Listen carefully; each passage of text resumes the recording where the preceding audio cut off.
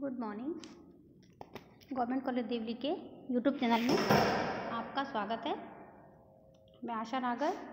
आज हम BA second year की पेपर फर्स्ट की जो हमारे चल रही थी उसमें हम विश्व के संविधानों के बारे में अध्ययन कर चुके हैं। आज हम उसी की सेकेंड यूनिट जिसके अंदर विभिन्न देशों की सरकारों की संरचनाओं के अध्ययन करेंगे। उनमें कार्यपालिका का हम ब्रिटेन के सम्राट और अमेरिका के राष्ट्रपति के बारे में हम पढ़ चुके हैं। आज हम पढ़ेंगे व्यवस्थापिका का संगठन और कार्य जो टॉपिक है उसके तहत ब्रिटेन की संसद का, क्योंकि इस जो टॉपिक है इसके अंदर हम विभिन्न जो देश हैं हमारे सिलेबस के अंदर जो 5 देश हैं अमेरिका, यूके, फ्रांस, स्विट्जरलैंड और चीन, इनकी हम व्यवस्थापिका यानी वहाँ पर कानून निर्माण करने वाली संस्था है उस संस्था के बारे में हम पढ़ेंगे। तो हमारा जो पहला उसमें है वो है ब्रिटेन के अंदर जो व्यवस्थापिका है उसको हम संसद कहते हैं और हमने संसद नाम हमने भी वहीं से लिया था। तो उसमें हम इसका वर्णन करेंगे कि संसद जो है वहाँ की वो संप्रभु है, कितनी संप्रभु है, उसकी संप्रभुता पर क्या सीमा है, संप्रभुता का क्या मतलब होता है, ठीक है। तो इनके बारे में इसमें अध्ययन करेंगे। ब्रिटेन की संसद, ब्रिटेन की पार्लियामेंट है, ब्रिटिश संसद की संप्रभुता, ठीक है। सर जो एडवर्ड कॉक एक व्यक्ति है जिन्होंने ब्रिटिश संसद के बारे में ये कहा था कि संसद की शक्ति तथा अधिकार क्षेत्र इतना सर्वोपरि और पूर्ण है कि इसकी कोई सीमाएं नहीं बांधी जा सकती। यानी कि ब्रिटेन की जो संसद है उसकी शक्तियां हैं वो अपार हैं, बहुत सारी हैं, क्योंकि कोई सीमा असीमित है, उनकी सीमाएं नहीं बांधी जा सकती, ऐसा उसने कहा है। तो हम इस वीडियो में ये सिद्ध करने की कोशिश करेंगे क्या ब्रिटेन की संसद इतनी संप्रभु है कि उसकी कोई सीमाएं नहीं है, या फिर संप्रभु है तो उसके ऊपर और क्या क्या सीमाएं हैं, यानी उसकी संप्रभुता असीमित नहीं है। इनके बारे में इसमें अध्ययन करेंगे, ठीक है। जो ब्रिटेन की संसद है वैधानिक दृष्टि से ब्रिटिश संसद की संप्रभुता वहाँ के संविधान के प्रमुख विशेषता है, ठीक है। ब्रिटिश संसद कानून निर्माण की सामान्य प्रक्रिया के आधार पर ही सभी विषयों के संबंध में कानून का निर्माण कर सकती है। यानी कि ब्रिटेन के अंतर्गत जितने भी कानून बनते हैं उन कानूनों को बनाने की एकमात्र शक्ति किसके पास है? ब्रिटिश संसद के पास में, ठीक है। और डाइसी ने कहा था कि वैधानिक दृष्टि से ब्रिटिश संसद की संप्रभुता ब्रिटिश संविधान की प्रमुख विशेषता है। ये किसने कहा है? डाइसी ने कहा है, ठीक है। ब्रिटेन की संसद के द्वारा निर्मित जो कानून है उनको किसी के द्वारा भी चुनौती नहीं दी जा सकती। यानी वहाँ पे जो वहाँ का महाराज है, जिसको सम्राट या साम्राज्ञी कहते हैं, उसके द्वारा या फिर वहाँ के प्रधानमंत्री द्वारा या वहाँ के न्यायालय द्वारा किसी के द्वारा भी इसको चुनौती नहीं दी जा सकती। सैद्धांतिक दृष्टि से कानून निर्माण के क्षेत्र में ब्रिटिश संसद को प्राप्त इस अपार या असीमित शक्ति को ही वहाँ की ब्रिटिश संसद की संप्रभुता कहा जाता है, ठीक है। ब्रिटिश संसद के संबंध में कुछ लोगों ने कुछ परिभाषाएं दी हैं, कुछ कोटेशन दिए हैं जिनसे ये सिद्ध होता है कि वहाँ की संसद संप्रभु है, ठीक है। उनमें पहला जो है वो है J.R. मैरियट ने क्या कहा है कि हम किसी भी दृष्टि से देखें ब्रिटिश विधानमंडल है, यानी जो ब्रिटेन की संसद है, विश्व में सबसे अधिक मनोरंजक और महत्वपूर्ण है। इससे प्राचीन कोई विधानमंडल है नहीं। सबसे पुराना जो विधानमंडल है, कानून निर्माण संस्था है, वो ब्रिटेन की संसद ही है। इसका अधिकार क्षेत्र जो है, अधिकार क्षेत्र सबसे अधिक विस्तृत है और इसकी शक्ति असीमित है। ये धार्मिक, लौकिक सभी मामलों में कानून निर्माण की एक सर्वोच्च संस्था है। ऐसा किसने कहा है? J.R. मैरियट ने। डाइसी ने कहा है कि ये संप्रभु है। तो हमें ये सारी चीज़ें याद रखनी होंगी, ठीक है। दूसरी है सर एडवर्ड कॉक ने कहा है, ठीक है। कॉक ने क्या कहा है? कॉक ने कहा है संसद की शक्ति तथा अधिकार क्षेत्र इतना सर्वोपरि है और पूर्ण है कि इसकी कोई सीमाएं नहीं बांधी जा सकती। यानी ब्रिटेन की संसद की जो शक्तियाँ अधिकार हैं बहुत ज़्यादा सर्वोपरि और अपने आप में पूर्ण है कि उसकी कोई सीमाएं नहीं बांधी जा सकती, ठीक है। Blackstone, Ogg, sir Matthew Hale तथा डी टॉकविले आदि ने भी ब्रिटिश संसद की संप्रभुता है उसके संबंध में अपने विचार प्रतिपादित किए हैं, लेकिन डाइसी ने जो ब्रिटेन संसद की संप्रभुता पर विशेष बल दिया। ये क्वेश्चन याद रखना है हमें। ब्रिटेन की संसद है उसको संप्रभु किसने कहा है, संप्रभुता पर किसने ज़्यादा जोर दिया है, वो है डाइसी। तो हमें ये नाम डाइसी याद रखना होगा, ठीक है। डाइसी क्या कहता है, ब्रिटिश संसद वैधानिक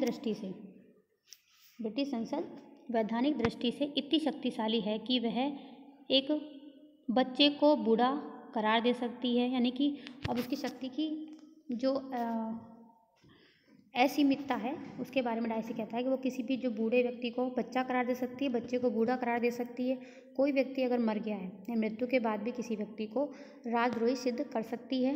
वह गैर कानूनी संतान को, यानी किसी के अवैध संतान पैदा होती है, उसको भी कानूनी करार दे सकती है। और यदि वह उचित समझे तो किसी व्यक्ति को अपने ही मामलों में न्यायाधीश भी बना सकती है। तो ये सारी जो बातें हैं जो डाइसी ने कही, ये सारी बातें असंभव प्रतीत होती हैं, लेकिन वो कहता है कि ब्रिटेन की संसद इन असंभव कार्यों को भी संभव बना सकती है अगर वो चाहे तो, ठीक है। यानी वो कहता है कि एक स्त्री को पुरुष और पुरुष को स्त्री बनाने के अलावा वो बाकी कुछ भी कर सकती है, इतनी असीमित है वहाँ की संसद, ठीक है। अब यह है कि ब्रिटेन की जो संसद है उसकी संप्रभुता का मतलब क्या है, संप्रभुता में क्या क्या चीज़ें आती हैं, ठीक है।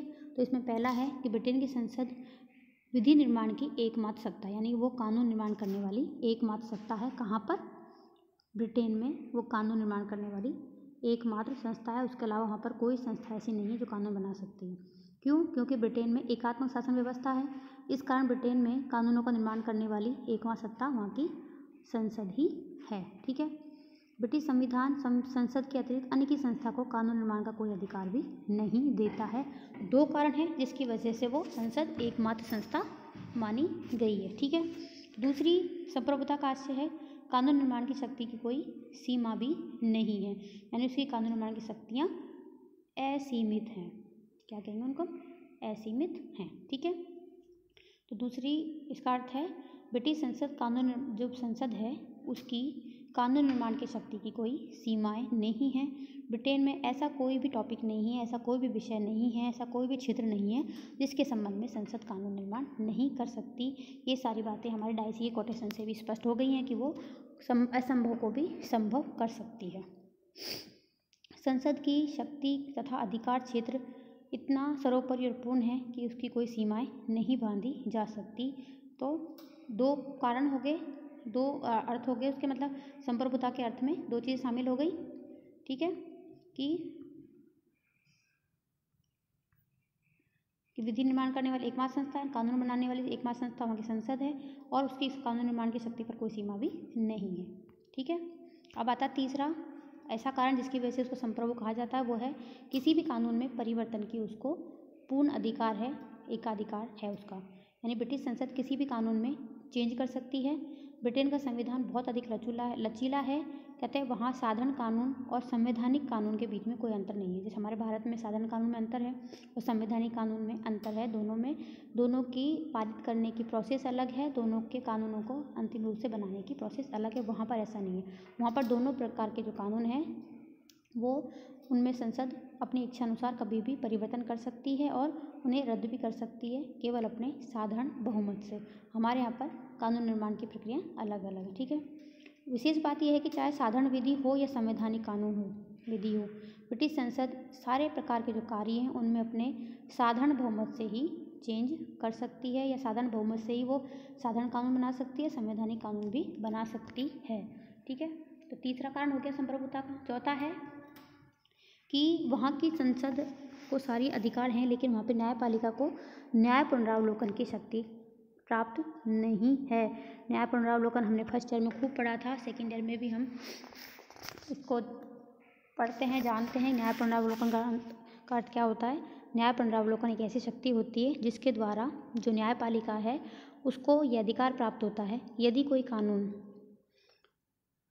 व्यवस्थापिका बनाती है, यदि कोई ऐसा आदेश कार्यपालिका लागू करती है जो संविधान के प्रतिकूल हो, तो उसको वो रद्द कर सकती है। तो न्यायपालिका की शक्ति को न्याय पुनरावलोकन की शक्ति कहा जाता है। संविधान की रक्षा के लिए, व्यक्तियों के मूल अधिकार रक्षा के लिए हमारे भारत में भी न्यायालय को ये शक्ति प्रदान की गई है, लेकिन ब्रिटेन में इसका अभाव है। वहाँ पर ऐसी कोई व्यवस्था नहीं है। ब्रिटिश न्यायालय संसद द्वारा जो बनाई गई कोई भी कानून या उसके किसी भाग को न तो अवैध घोषित कर सकता है, न ही उसे लागू करने से इनकार कर सकता है। यानी कि ब्रिटेन में न्यायपालिका को ब्रिटेन की संसद द्वारा बनाए गए कानून से कोई मतलब नहीं होता, वो उनके बीच में नहीं आता है। संसद के द्वारा बनाया गया प्रत्येक कानून ब्रिटेन के न्यायालयों सहित ब्रिटेन की प्रत्येक सत्ता के लिए अनिवार्य होते हैं। तो इतनी सारी बातें लिखी गई तो न्याय जो पुनरावलोकन है उसका कोई मतलब ही नहीं रहता है। तो इन चीज़ों को देखते हैं तो अभी हम ये निष्कर्ष निकालते हैं कि वो वहाँ की जो संसद है वो संप्रभु है। ठीक है, इस प्रकार ब्रिटेन की जो संसद की संप्रभुता की स्थिति संविधान और शासन व्यवस्था के कुछ विशेष लक्षणों के कारण, यानी कि वहाँ की जो संसद संप्रभु क्यों बनाई गई है इसका कारण भी वहाँ की शासन व्यवस्था या वहाँ के संविधानों की विशेषताओं में ही दिया गया है, लक्षणों में ही दिया गया है। जैसे वहाँ का संविधान बहुत लचीला है, संविधान बहुत लचीला है तो उसके अंदर जो परिवर्तन है संसद अकेली ही कर सकती है, उसके लिए कोई विशेष प्रक्रिया नहीं होती है।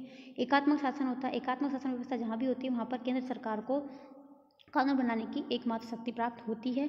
इसके अतिरिक्त न्याय पुनरावलोकन की व्यवस्था का भी वहाँ पर अभाव है। इन तीन विशेषताओं के कारण वहाँ की संसद संप्रभुता की स्थिति को प्राप्त है, यानी वहाँ की संसद को संप्रभुता की स्थिति प्राप्त है।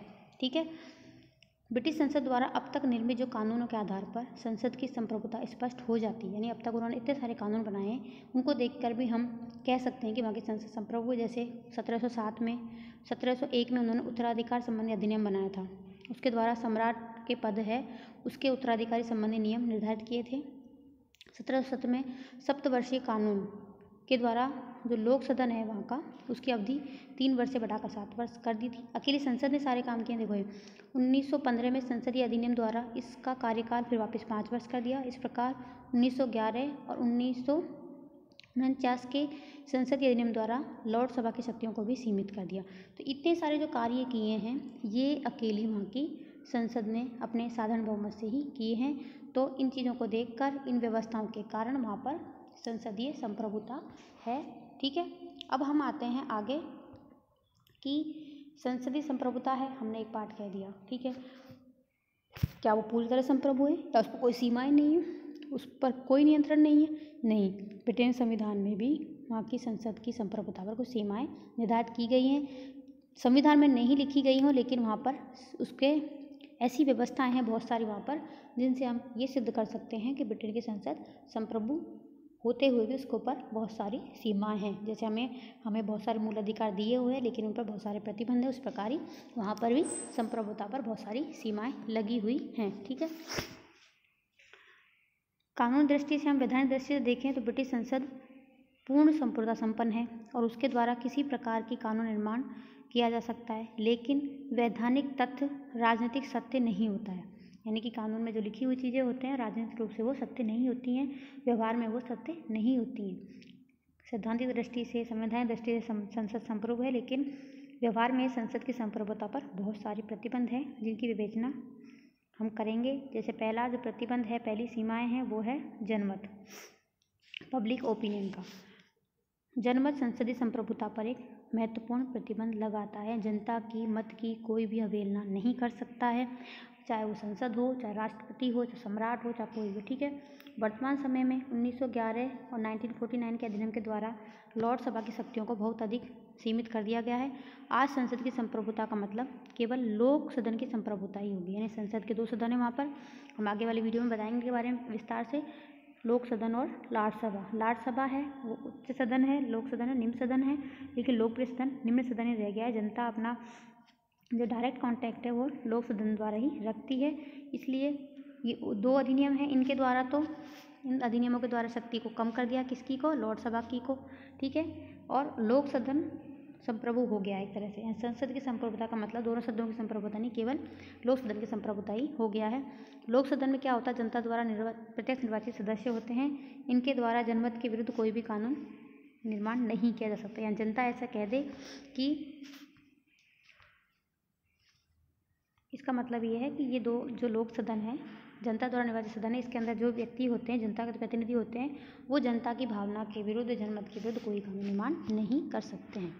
ठीक है, किसी महत्वपूर्ण विषय पर स्वयं निर्णय लेने की अपेक्षा संसद उसे निर्णय लेने के लिए जनता के समक्ष प्रस्तुत कर सकती है। यानी कि जनता किसी भी विषय पर, ऐसा कोई विषय है जिसमें खुद निर्णय लेने में प्रॉब्लम हो रही है या कोई दिक्कत हो सकती है, तो वो उसको जनता के सम्मुख जनमत संग्रह के लिए रख सकती है, जैसे कि उन्होंने 1975 में किया था।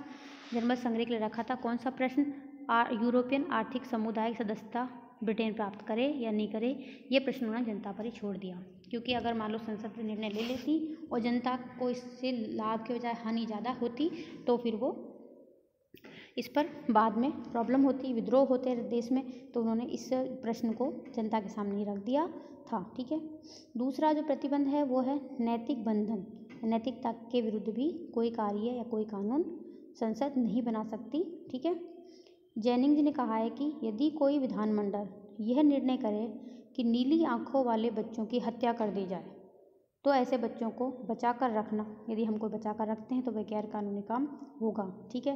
परंतु कोई पागल विधानमंडल ही ऐसा होगा और पागल जनता ही उसे मानेगी। यानी कि ऐसा नहीं है कि संसद ने कुछ भी कह दिया और हमने उन्हें मान, नहीं, नैतिकता की दृष्टि से भी हम उनको नहीं मानेंगे और नैतिकता की दृष्टि से कोई भी विधानमंडल ऐसा कानून भी पारित नहीं कर सकती। ठीक है।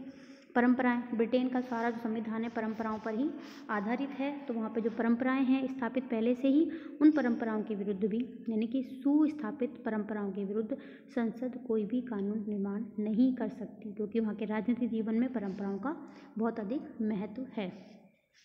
यदि प्रमुख परंपरा का उल्लंघन किया जाता है, यानी संसद के द्वारा कुछ परंपराओं का, प्रमुख जो परंपराओं को उल्लंघन किया जाता है, तो ब्रिटिश शासन व्यवस्था का आधार ही नष्ट हो जाएगा, क्योंकि सारी ब्रिटिश शासन व्यवस्था, वहाँ का संविधान, सब का आधार वहाँ की परंपराएं ही हैं। क्योंकि आप लोगों को पता है कि ब्रिटेन का संविधान लिखित संविधान नहीं है, वो विश्व का अलिखित संविधान है। उसके अंदर सारी चीज़ें परंपराओं के ऊपर ही आधारित है। तो ऐसी परंपराओं से छेड़खानी वहाँ की संसद नहीं कर सकती है। ठीक है। यदि वहाँ का आधार नष्ट हो जाएगा तो क्या होगा? जनता भी संसद के विरुद्ध हो जाएगी। तो ऐसी आपत्ति को मोल लेना, विपत्ति को निमंत्रण देना कोई भी संसद या कोई भी व्यवस्थापिका नहीं चाहेगी। और बदलती हुई परिस्थितियों के कारण यदि किसी परंपरा की उपयोगिता समाप्त हो जाती है तो कानून के द्वारा उसमें परिवर्तन किया जा सकता है। यानी ठीक है, कोई गैर उपयोगी परंपरा है तो उसको समाप्त किया जा सकता है। ठीक है, उसमें परिवर्तन किया जा सकता है, लेकिन प्रमुख परंपराओं का उल्लंघन संसद नहीं कर सकती है। ठीक है। अगला है विधि का जो शासन। विधि का शासन है वो ब्रिटेन के संविधान की प्रमुख विशेषता है। वहाँ पर सारा काम विधि के अनुसार ही होता है। ठीक है। उसका उल्लंघन वहाँ की संसद भी नहीं कर सकती। विधि का शासन ब्रिटिश शासन और जीवन का एक मूल आधार है और इसका मतलब होता है कि कानून के समक्ष सभी व्यक्ति समान हैं। विधि का शासन और संसद की संप्रभुता आपस में एक दूसरे पर आश्रित हैं और एक दूसरे से संबंधित हैं, और विधि का शासन संसद की प्रभुसत्ता पर एक प्रतिबंध भी है। यदि ब्रिटिश संसद विधि के शासन का उल्लंघन करती है तो लगभग वैसी ही गंभीर जन प्रतिक्रिया उत्पन्न होगी जैसी गंभीर प्रतिक्रिया किसी देश के शासन द्वारा वहाँ के मौलिक अधिकारों का उल्लंघन किए जाने पर होती है। तो वैसा ही विधि के शासन के उल्लंघन पर वहाँ पर हो जाएगी। तो ऐसी भी विपत्ति मोल वहाँ की संसद नहीं लेती कि वहाँ का जो महत्वपूर्ण कानून है, महत्वपूर्ण कानून व्यवस्था है या कानून की जो पहचान है, विधि का शासन, रूल ऑफ लॉ, उसके विरुद्ध में कोई कार्य नहीं कर सकती। वेस्टमिनिस्टर अधिनियम 1931 जो लागू किया गया था, परिनियम था, उसके अनुसार भी संसद की संप्रभुता को सीमित कर दिया गया है। क्यों? क्योंकि इस अधिनियम के द्वारा ब्रिटिश संसद अधिराज्यों के लिए कोई भी अधिनियम उस समय तक नहीं बनाएगी जब तक किसी अधिराज्य की संसद द्वारा ब्रिटिश संसद से इस हेतु प्रार्थना नहीं की जाए। यानी कि ब्रिटेन की जो है वो, ऐसा कहा जाता है कि ब्रिटेन में कभी सूर्यास्त नहीं होता। मतलब कि ब्रिटेन का साम्राज्य इतना बड़ा था कि हर देश में उसका प्रशासन था, हर देश उसका एक तरह से उपनिवेश बना रखे थे। कुछ जो उपनिवेश हैं मतलब वहाँ पर सीधा शासन करती थी, कहीं पर वो वहाँ की सरकार के द्वारा ही शासन करती थी। ठीक है। तो कुछ अधिराज्य ऐसे थे जहाँ पर ब्रिटेन का वो तो था, आधिपत्य था, लेकिन वहाँ पर शासन वहाँ के राज्यों का था। तो उनसे पूछे बिना भी, उनकी प्रार्थना किए बिना भी वो कोई भी कानून नहीं बना सकती। तो ये ऐसा जो परिनियम बना हुआ था, इसके द्वारा भी उसकी संसद की शक्ति सीमित होती है, क्योंकि इसके विरुद्ध वो कोई कार्य नहीं कर सकती। अब आता है प्रदत्त व्यवस्थापन। प्रदत्त व्यवस्थापन का मतलब होता है कि कानून निर्माण के कार्य यदि बहुत अधिक बढ़ जाते हैं तो वो अपने कानून निर्माण के कार्य प्रशासन को, प्रशासनिक विभागों को सौंप देती है। इसको बोलते हैं प्रदत्त व्यवस्थापन, या व्यवस्थापन के कार्य को प्रदान किया जाना। तो इससे क्या हुआ, उसके खुद के जो कानून बनाने की शक्तियाँ थी वो उन्होंने प्रदान कर दी है दूसरे प्रशासनिक अधिकारियों को, कार्यपालिका को। इससे क्या हुआ, उसकी खुद की शक्तियाँ कम हो गई है। जिन क्षेत्रों को, मतलब जिन विषयों को उन्होंने प्रदान कर दिया है नियम और उपनियम बनाने के लिए, उनमें वो कोई कार्य नहीं कर सकती है। देखते हैं, ब्रिटेन में संसद का कानून निर्माण संबंधी कार्य बहुत अधिक बढ़ जाने के कारण प्रदत्त व्यवस्थापन को अपना लिया गया है। वहाँ पर भी इसके अंदर क्या होता है कि संसद कानून की केवल मोटी रूपरेखा निर्धारित करती है और नियम और नियम बनाने का कार्य वहाँ के प्रशासनिक विभागों यानी कार्यपालिका को सौंप देती है। यही प्रदत्त व्यवस्थापन है, ये इसका अर्थ हो गया। ठीक है, यद्यपि यह सब संसद के अधिनियम के अनुसार होता है। तो प्रदत्त व्यवस्थापन का हमें अर्थ मालूम करना, क्योंकि इसका क्वेश्चन आता है छोटे क्वेश्चन में 2 नंबर के में कि प्रदत्त व्यवस्थापन क्या होता है। ये पेपर फर्स्ट में भी आता है, पेपर सेकंड में भी आता है, दोनों में ही है। यद्यपि यह सब संसद के अधिनियम के अनुसार होता है, किंतु ब्रिटेन में कई हजार नियम और उपनियम इस प्रदत्त व्यवस्थापन के अंतर्गत बनाए गए हैं। व्यवहार में इनकी संख्या बहुत अधिक हो गई है कि इन पर संसद का कोई नियंत्रण नहीं रहा है। इस कारण व्यवहार में प्रदत्त व्यवस्थापन के द्वारा भी संसद की जो प्रभुसत्ता है वो सीमित होती है, क्योंकि जिन विषयों को वो प्रदत्त व्यवस्थापन के अंतर्गत कार्यपालिका को सौंप चुकी है, उन पर अब वो कोई भी काम नहीं कर सकती है। उन पर वो सारे अधिकार क्षेत्र से उसके कार्यपालिका के पास में ट्रांसफ़र हो गए हैं। तो इससे उसकी जो कार्य करने की शक्ति है, उसकी संप्रभुता है, वो सीमित हो जाती है। ठीक है, अगला है अंतर्राष्ट्रीय कानून और संगठन। यानी कोई भी जो देश है विश्व में शून्य में नहीं रहता, एकांत में नहीं रहता है, उसको दूसरे देशों के साथ में संबंध बनाकर ही रहना पड़ता है। ठीक है, तो उसका अंतर्राष्ट्रीय कानूनों का भी उसको पालन करना पड़ता है। अंतर्राष्ट्रीय कानून के द्वारा ब्रिटिश संसद की संप्रभुता सीमित हो जाती है।